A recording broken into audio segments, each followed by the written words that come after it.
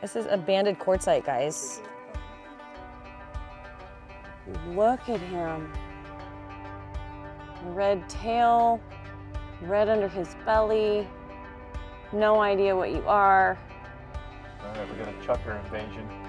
Look at that. Oh my gosh. Isn't that cool? Hey guys, and welcome back to Elley Knows Rocks. Right now I am standing in Death Valley in Monarch Canyon and I am looking at regional metamorphism behind me. Isn't that cool? I am out here today with Mojave Wave and one of its owners, Brian, and I am answering questions about Death Valley and the rocks that you can find here and all kinds of cool formations. And this canyon right here, we're gonna make a handful of more stops today, but let's get on with this journey. Thank you guys so much for watching and being part of this adventure. Let's go see what we find.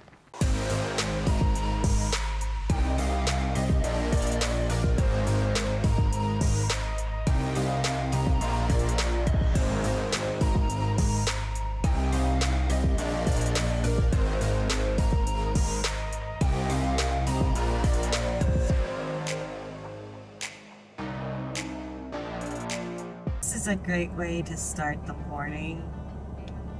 Well, I've been driving for over an hour and we got the train. Oh, it is early. I've been up since 3 a.m. guys. You know what a morning person I am. I am so loving this right now. But we're gonna have some fun today.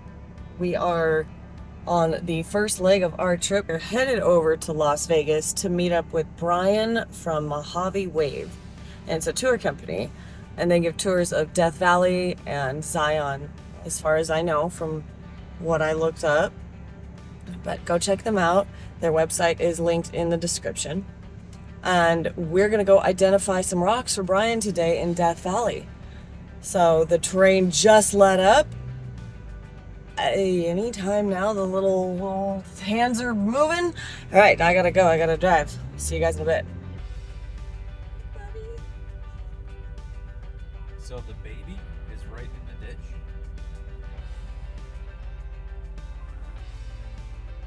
Hello. Never seen a burrowing owl before. You are adorable. I could snatch you and take you home. Not going to. Get bit. You see the little ditch?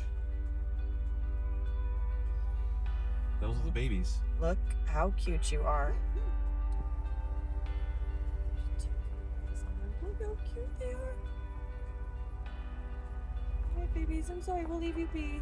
Now we're heading into one of the most beautiful landscapes in Nevada, Basin and Range. This area started spreading to create this geologic wonder about 16 million years ago. We're about to get in the van. We are in Beatty at the moment.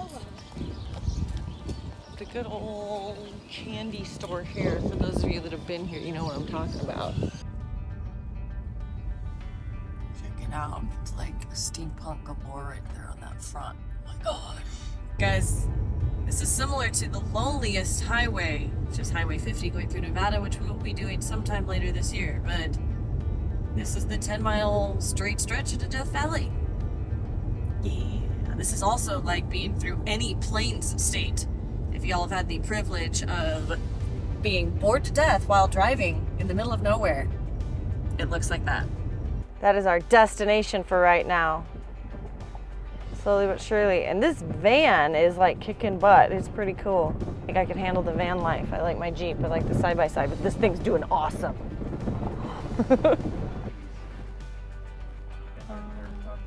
I see that.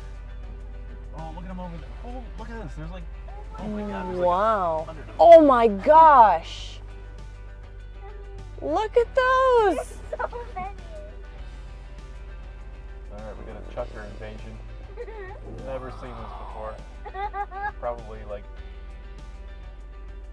we've easily passed by 50 of these things and they've separated into groups. Look at them. On either side of the trail. This is so cool. Oh my God. Dun, dun, dun, dun, dun, dun, dun, dun. And they're running up. Oh my gosh, they're on this side of the hill too, all the way up there. Oh my. Holy crap. Look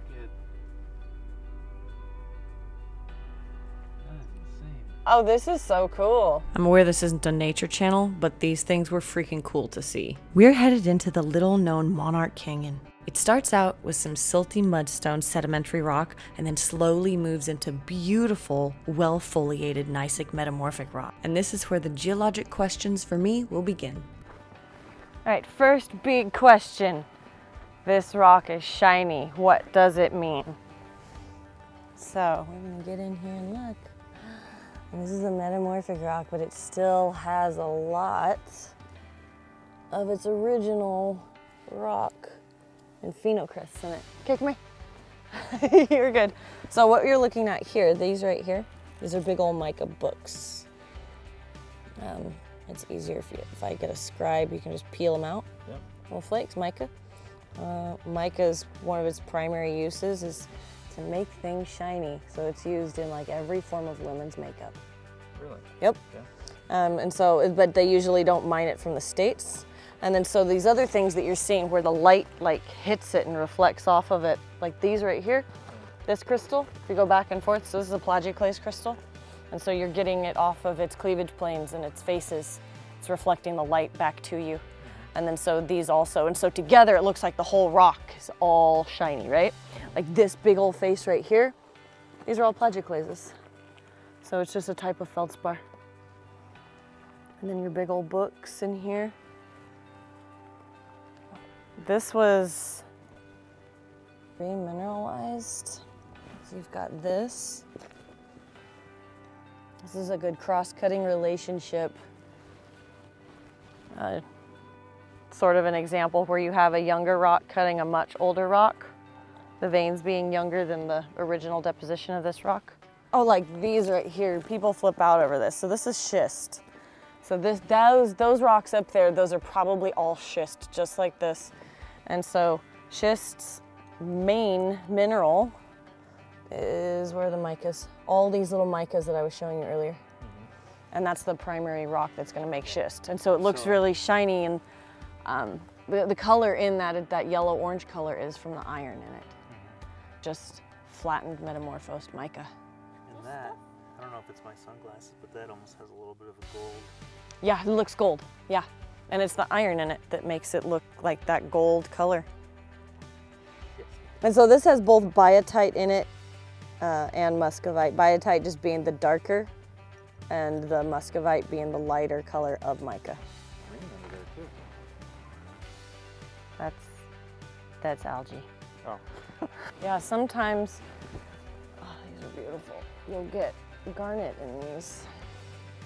You know what garnet is, don't you? A schist is a medium-grained, foliated metamorphic rock. This type of rock is formed under tremendous heat and pressure. A schist is formed from wavy layers of minerals that break apart easily. I would imagine that they crushed it. That looks like that, yeah. Ew. So this is cool, what you're seeing here. These guys are terminated crystals, or were terminated crystals, and they've been sliced in two, basically. So you're looking down the center of the six-sided crystal, which makes it awesome. I mean, it's very, very cool. But a lot of these, like, you can get really good gold in metamorphic rocks. It has some of the best like secondary veining like these, because most of the people that I go out and look at, these are the type of rocks they're looking for when they're looking for gold. That really, really iron rich. So you want heavy iron. Yeah. shiny. This is Monarch Canyon, guys. And look, you can see the correlation of rock. See this big white area here, and then you have all this folded nice under here. And if we look over there, we're gonna go down a waterfall area, or a dry fall. And this whole area, there's all that same rock that we saw back there, that big old white band. That's a version of lateral continuity. Let's check this out. Bands in there. Look at that. So you've got a little bit of foliation and cross-cutting quartz. Wow. Super cool. Once again, guys, We've had trumpet plants the entire way in here. This doesn't always mean gold. It means heavy mineralized soil. This is a plant that really, really loves heavy metal. So that's why these are here. And we never see them with the pretty yellow flowers on them. We always see them dead, so to see them green is pretty cool. And the wives' tale or rumor is the bigger the bulb on any of these particular plants, the more metals are in the soil. Or people used to think the more gold is in the soil. Wow. This area looks really close to Gunnison National Park in Colorado. You get huge banded gneiss or gneissic rocks. Because all of this is considered regional metamorphism, which means everything down, like from up there way, way down into the soil was all metamorphosed all at once. So a huge, huge, huge event. Probably at the same time that the basin and range was being formed, this is what created all of this.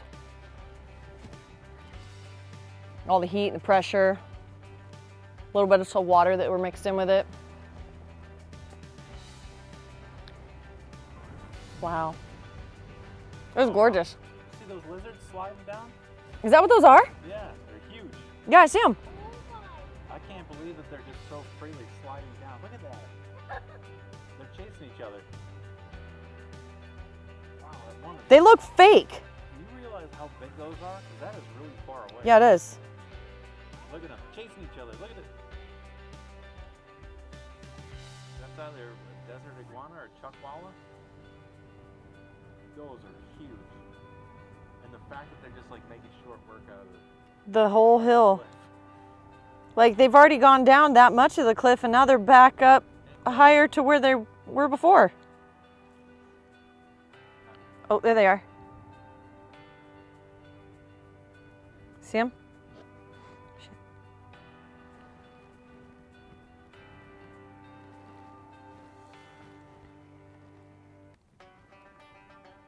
Like in South America, you see them a lot, but oh my gosh.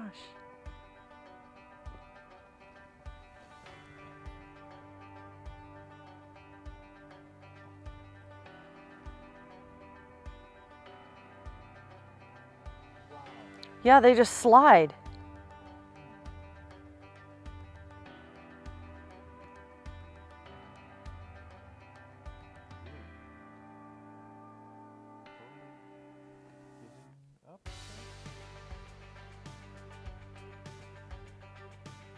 Yeah, the other little one is still staying there, and this guy's crawling back up these rocks now. Wow, look at you, dude. You look cool.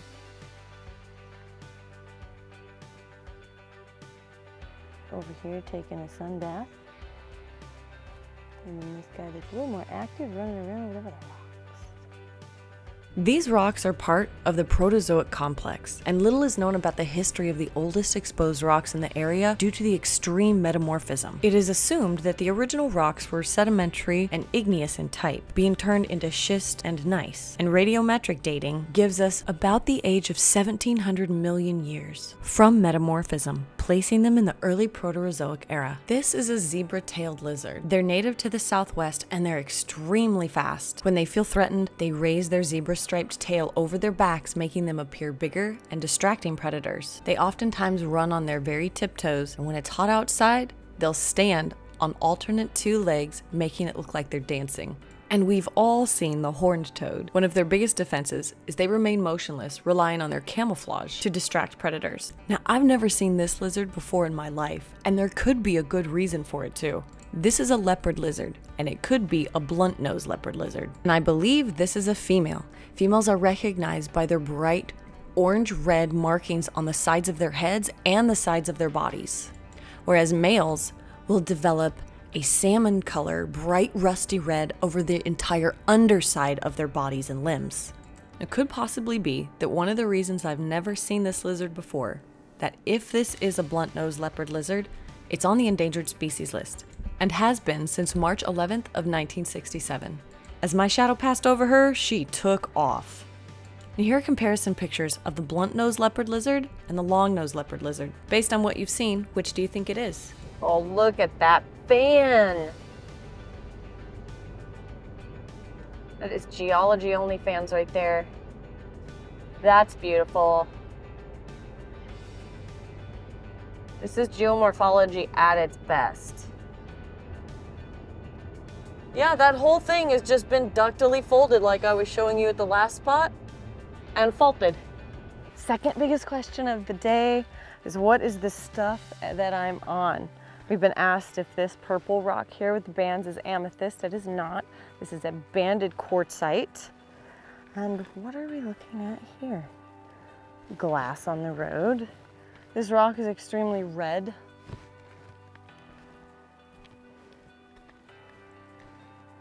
Looks metamorphic. Yeah, so this is a very, very red purple quartzite. And quartzite was a sedimentary rock at one time that has been metamorphosed. Beautiful sugary crystals. Really pretty quartzite. Bands. It even got some stuff that's been cut through it. And it looks like, on a weird note, we've got some limestone here too. So that's interesting that we have limestone next to quartzite. Or maybe it was put here, I'm not sure, because you can see this guy right here. Very limey, very etched. Oh, we've got more of it right here. Well, limestone is a sedimentary rock. Limestone, when it's metamorphosed, it turns into marble. Like dolomite does the same thing. Ooh, that's cool. This is a quartzite.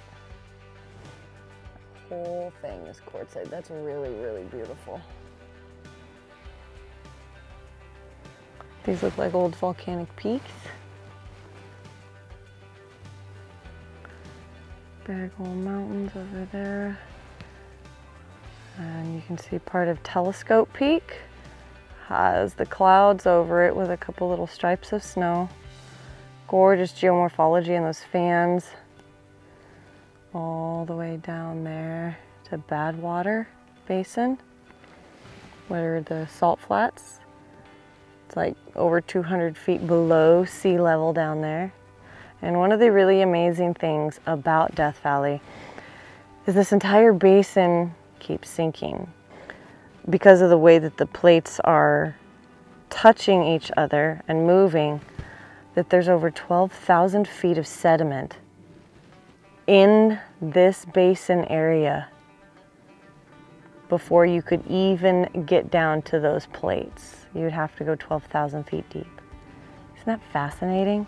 Stovepipe wells, little gift shop. We are gonna go to a restroom. Yeah. Walking around, go to a restroom, have a snack, that kind of thing.